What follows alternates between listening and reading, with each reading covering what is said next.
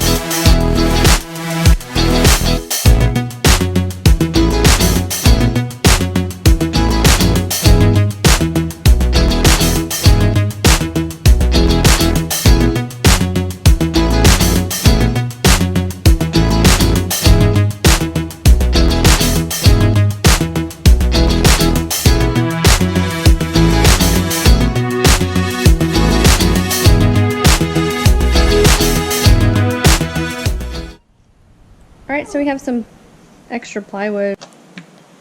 Gardening fabric.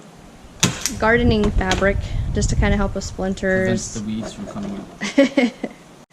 And Mike came up with the idea to drill some holes and put some wheels on the bottom, just in case we want to move it from one area to another, which is pretty awesome. So we're going to leave one... Are we leaving one wheel off for now while we're... Two, middle and one corner. Okay, so we're going to leave those off just so we can assemble it, because we've got to flip this over and start assembling the whole thing. And then what? We've been... Saving these wheels for 8 years just for this. Probably.